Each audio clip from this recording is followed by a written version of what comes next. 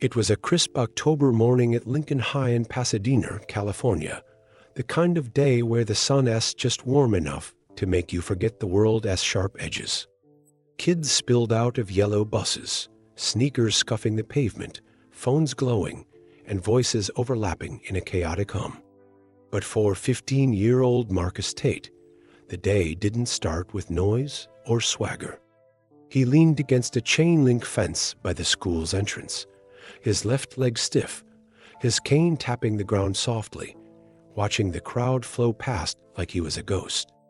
Marcus wasn't invisible, though not entirely. Born with cerebral palsy, his limp and cane made him stand out, but not in the way he wanted. He was sharp, quick with a joke, and had a knack for sketching that could make you stop and stare. His sketchbook was filled with superheroes, not the caped kind, but real people, nurses, firefighters, even his mom, who'd raised him alone. Still, to kids like Ethan Caldwell, Marcus was just the gimpy kid, a target for cheap laughs. That morning, Marcus was heading to the art room when it happened. He was halfway across the courtyard, cane clicking, when Ethan and his crew Jake and Tyler blocked his path. Ethan, a junior with a quarterback's build and a smirk that screamed trouble, tossed a football between his hands. "Yo, Tate," he said, loud enough for heads to turn. "You ever try running with that stick? Bet you'd trip over your own ego." Marcus froze, his grip tightening on his cane. Jake snickered, mimicking Marcus's uneven gait, exaggerating it like a clown. A few kids laughed nervously. Others looked away, pretending not to see. Marcus's cheeks burned, but he kept his eyes down, muttering, "Just let me through." Ethan stepped closer, tossing the football at Marcus's chest. It hit him hard, knocking his sketchbook to the ground. Pages scattered sketches of Iron Man, his mom, a nurse from the hospital, flapping in the breeze. "Oops," Ethan said, grinning. "Guess you dropped your dreams, huh?" The crowd thickened. Phones out, recording. Marcus knelt awkwardly, gathering his sketches, his cane wobbling. No one helped. No one said a word. Except one person. Jada Monroe had just parked her bike by the bike rack. She was 16, weary, with a fade haircut and a quiet vibe that didn't scream hero. But when she saw Marcus on the ground, Ethan's laugh echoing, something snapped. Jada wasn't a star student or a cheerleader. She was the kid who fixed computers in the tech lab, who'd rather code than talk. But she had fire in her, the kind that only flared when someone got hurt. Jada pushed through the crowd, her sneakers squeaking. She knelt beside Marcus, picking up a sketch of Iron Man. "This is dope," she said, loud enough for everyone to hear. She handed it to him, her eyes locking on Ethan. "You think this is funny?" Ethan shrugged, tossing the football again. "Chill, nerd. It's just a joke." Jada stood, her voice steady. "Jokes don't make people bleed." The crowd went quiet. Ethan's smirk faltered, but he doubled down. "What, you his bodyguard now?" Jada didn't blink. "If I got a B," she helped Marcus to his feet, handed him his cane, and stared Ethan down until he backed off, muttering, "Whatever." The bell rang, and the crowd scattered, but the air was thick with tension. This wasn't over. What Ethan didn't know was that Lincoln High's annual Creative Clash was happening that afternoon. It was a school-wide event, part talent show, part team competition, where students showcased art, music, or tech projects to promote unity. Everyone would be there: students, teachers, even some parents. Jada had an idea. During lunch, she found Miss Harper, the art teacher, and said, "I want in on the clash. And I want Ethan on my team." Miss Harper raised an eyebrow. "You sure?"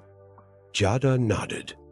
"Dead sure," by 2 p.m. The school gym was packed, music blasting, banners waving. The creative clash was a big deal. Teams competed in challenges like mural painting, coding relays, and a final unity project judged by the audience. Jada had pulled strings with Mr. Chen, the tech teacher, to rig the teams. Ethan, Jake, and Tyler stood in blue team shirts, looking bored until they saw Jada step up, holding a tablet like a shield. "Today's about teamwork," Jada said, her voice cutting through the gym. "But let's raise the stakes. Final challenge, Unity Project. Winning team gets to pitch a school improvement idea to the principal. Losers clean the art room for a month." Ethan scoffed, but nodded. "Deal." The challenges kicked off mural painting, a coding race, a poetry slam. Jada's team held their own, but the real test was the Unity Project. Each team had to create a live presentation combining art and tech, with every member contributing. Jada's plan was simple but bold. A digital mural projected on the gym wall, drawn by Marcus and coded by her, with Ethan forced to narrate it. When their turn came, the gym lights dimmed. Marcus rolled out in a wheelchair they'd borrowed for his comfort, his sketchbook open. Jada tapped her tablet, and a blank digital canvas appeared on the wall. Ethan stood at the mic, script in hand, looking like he'd rather be anywhere else. "Start talking," Jada whispered. Ethan cleared his throat, reading stiffly. "This is a story about strength." Marcus began sketching on a tablet, his lines shaky but sure. An image formed: a kid with a cane, standing tall, surrounded by shadows that looked like Ethan's crew. Jada's code made the shadows fade, replaced by light and color. Ethan's voice grew steadier as he read. "Strength isn't just muscle. It's showing up, even when the world pushes you down." The crowd watched, silent. Marcus added a final touch: a figure in armor, Iron Man, inspired by his hero, Robert Downey, Jr.B. The mural came alive, colors swirling, music swelling. Ethan's last line hit hard. "Real heroes don't need capes. They just need to stand up." The gym erupted in applause, not wild, but real. Marcus gripped his cane, his eyes shining. Jada gave him a nod. Ethan stood there, mic in hand, quiet for once. Their team won. After the clash, Jada wasn't done. She marched to Principal Rivera's office with Marcus and Miss Harper. "People saw what happened this morning," she said. "They saw Marcus get humiliated, and no one stepped up. That's gotta change." Principal Rivera, a weary woman with a no-nonsense vibe, leaned forward. "What's your pitch, Jada?" "Give us 10 minutes at the next assembly," Jada said. "Let Marcus and me talk. Let us show what it means to have someone's back." Rivera nodded. Done. The next week, the school piled into the gym for the monthly assembly. Kids were half asleep, scrolling phones, until Principal Rivera took the mic. "Two students have something to say." Marcus rolled out, cane across his lap, Jada beside him. The gym went quiet. Jada spoke first, her voice clear. "Most of you saw what went down in the courtyard. Some of you laughed. Some of you filmed it. But none of you helped. Marcus didn't get knocked down because of his cane. He got knocked down because someone thought it was okay to make him feel small." Marcus took the mic, his voice soft but steady. "I've had cerebral palsy my whole life. Most days, I don't think about it. But yesterday, I was reminded what some people see: a kid who's weak, a punchline.